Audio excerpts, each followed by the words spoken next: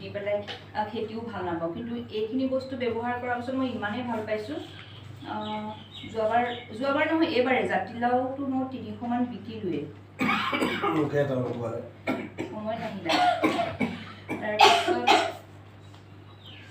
এতিয়া বেঙেনা, তিয়ঁহ, কোমোৰা সেইবিলাক আৰম্ভ কৰিছে।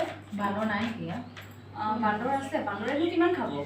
আপুনি বটলটো ওপৰত ৰাখিবচোন, তেতিয়া বস্তু শ্ব' হৈ থাকে। তাৰপিছত চাবা মানে পানীৰ সমস্যা ন, পানীটো আমি অনবৰতে আমি দি থাকিব নোৱাৰোঁ।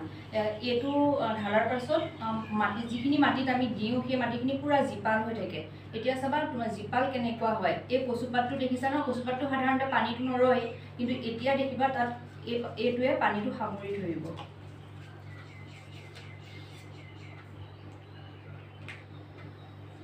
খালি এইবিলাক চুই পেলাই হাতখন ধুই দিব আপোনালোকে।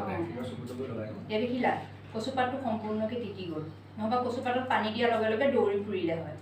কচুপাততো পানী নৰয় কেতিয়াও।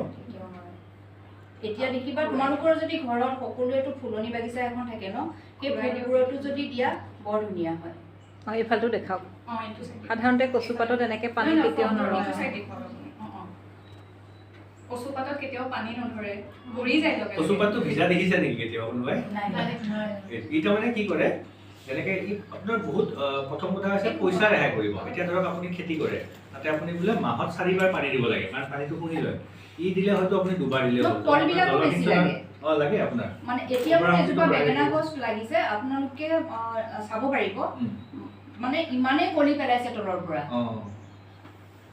তাৰ লগতে কি হয়, এতিয়া আপুনি ক'ৰবাত ধৰক খেতিত যে কিছুমানে দৰৱ দিয়ে, আপুনি দৰৱ পানীৰ লগত মিক্স কৰি দিলে হয়তো বৰষুণ পৰি গ'ল, দৰৱবিলাক পৰি গ'ল, পোক পৰুৱা আকৌ আহিলে আপুনি হয়তো আকৌ দৰৱ দিবলগীয়া হ'ল। কিন্তু যেতিয়া লগাই পেলাই এইটোৰ লগত দৰৱটো মিক্স কৰি দিব, তেতিয়া কি হ'ব আপোনাৰ কচুপাতটোত বা যেনেকৈ এটা লাগি আছে চেম তেনেকৈ গছডালত দৰৱটো লাগি থাকিব। তাৰমানে কি হ'ব, পোক পৰুৱাটো বহুত দিনৰ মাৰি থাকিব, ইফেক্টিভ হ'ব, পইচাও আপোনাৰ মানে ৰেহাই কৰি দিব। বহুত বেছি দাম নহয়।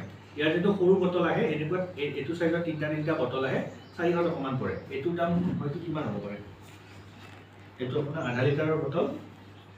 দামটো গুচি গৈছে, খুব বেছি কিমান হ'ব, মেক্সিমাম 400-500 টকামানৰ ভিতৰত হ'ব। আৰু আপোনাৰ এইটো দিয়ে 1 লিটাৰ পানীত 1 ml দিলে হয়, খালি অনলি 1 ml, অকণমান 1 লিটাৰ পানীত